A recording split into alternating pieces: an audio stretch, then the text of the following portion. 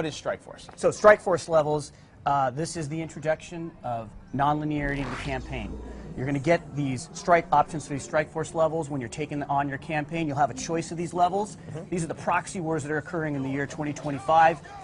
You and your Black Ops team, you'll have a choice of which one of these levels you want to go on. In this case, we've chosen Singapore. We're going into Singapore with this Black Ops level. Now, the thing about Strike Force levels is they are entirely new game design. Right now, what you've seen him just do, the player just do here, is he's gone into Overwatch mode.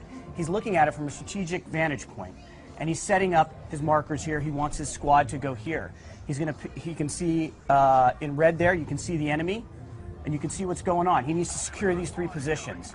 So he's getting a lay of the land, he's going to set it up, and then at will, he can move into and play any one of these. Choice, right? So it's like how you can play this level the way you want to play. It's a sandbox level. You can take over the objectives in whatever way you want, in any order that you want. And you can play, you can lose. And you can level, lose. Right? And you can lose. So so obviously in a Call of Duty game, you know, you need to win, right?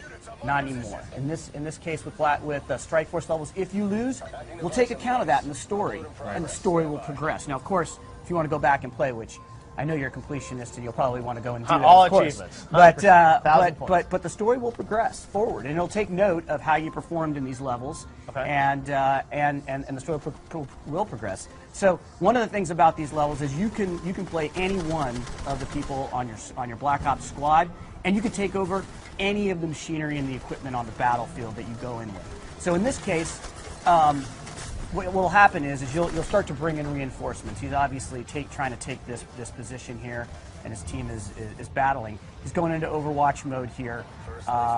He's about to get some new units that are dropped in that he can take over and play with. Wow.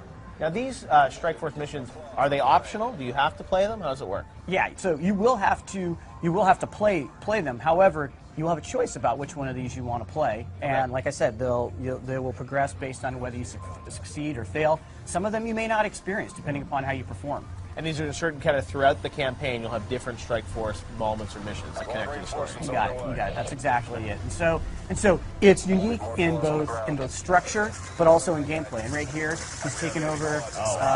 He's taken over one of the drones here, and he can either fire the rockets or he can fire his other heavy caliber weapons. He's rolling right now. This is a very powerful weapon. Clearly, he's driving, right?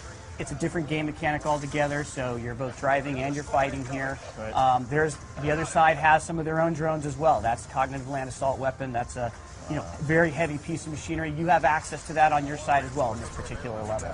So it's amazing that you guys have all these levels that you've sort of inserted throughout the campaign. Now, this one is obviously set in Singapore, and you're going to have them kind of all around the world? They will be in, so without giving up the entire fiction, but there's going to be various areas, geographic locations in the world where these hotspots are occurring in this, like I said, in this year 2025. Right. And the head of JSOC is going to come to you and he's going to lay it all out and he's going to say, this is what's going on, this is what's going on, this is what's going on. Where do you want to go? Make a choice. Make a choice. You'll make a choice, and then the fiction will progress, and it'll take account of your choice. Interesting. All right, so we'll branch a couple times, and you'll get to see. You can really play through this game multiple times. There's a lot of replayability here because of the Strike Force missions. Yeah, no, absolutely. So replayability, not only with the levels, but inside the levels. So right now, the way he's playing this, he's now taken over a quad.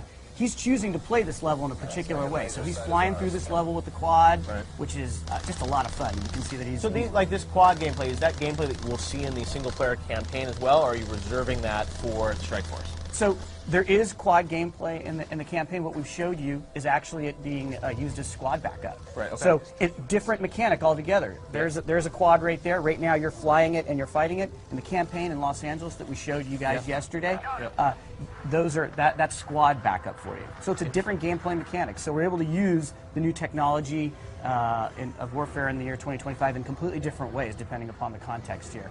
All right, Marco, I think we're going to have to leave it there. That is Strike Force, though. You got so much coming for Call of Duty Black Ops 2. Strike Force, we saw a campaign yesterday, multiplayer this summer as well, right? Absolutely, and don't forget zombies, Jeff.